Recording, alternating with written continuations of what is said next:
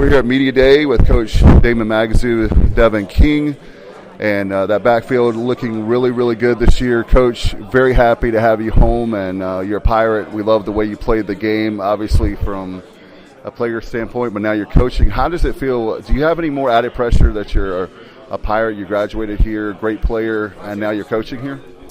I don't know if I would necessarily call it pressure, but there's a lot of passion that I have for this place and everything that this place and community has given to me and helped me throughout my life and grow as a man. And so I think there's just a lot of passion that goes into it.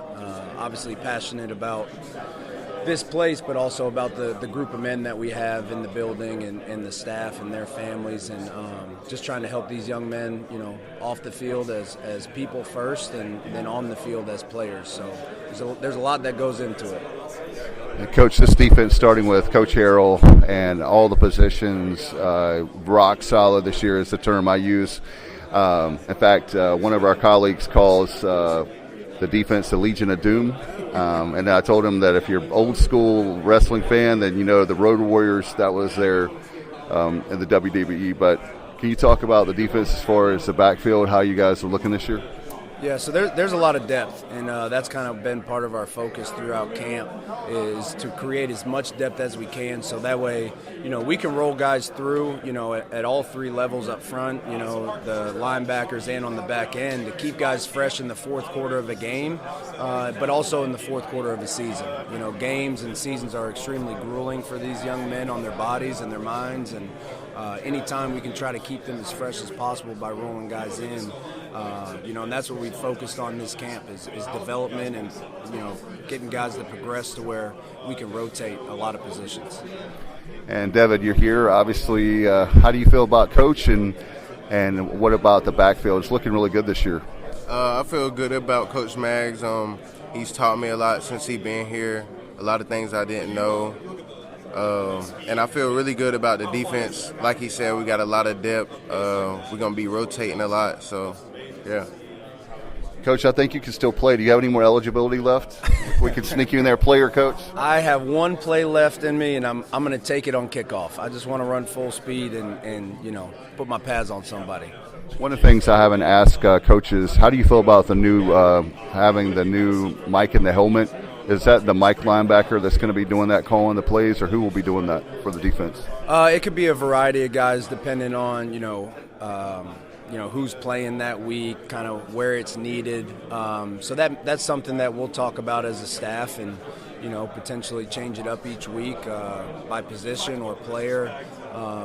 But there's a lot of people that we've, had to talk to and kind of see how we go about this since it is new and, the NFL's been doing it for a long time. So we've reached out to a couple of those guys and just picked their brain about, who have they put it on, why, and kind of how to go about it. I know as a member of the media, when you have an earpiece in and you're doing television or radio, it's really difficult because people are saying, Dave, go to break, and you're trying to do an interview, you're trying to be on air. It's really difficult. I just can't imagine. That's hard enough being in the media. I'm not comparing that to college football, but it's got to be really, really hard to have that in your head. And I imagine, is it just going to be one coach? We've had fans ask about that. Is it just one coach that will be able to communicate with that personal defense, or is it multiple coaches? It's just going to be one coach communicating with one green dot on the field. And that's also been a conversation of, to the individual player is, hey, what do they want to hear? Do they just want the call? Do they want, an alert or anything like that? Some guys just want the call and kind of want to be left alone so it doesn't mess with them like you're talking about.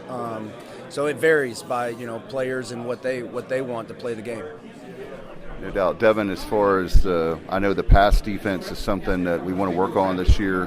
What have you guys done in the offseason to improve that?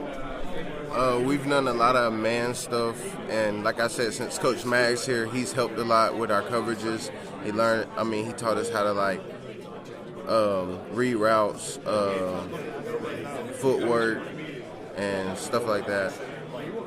I know there's a lot of folks with players with chips on their shoulder. The coaches, I know too, and your intensity, your passion. You talked about that failure is not an option for you. It's not.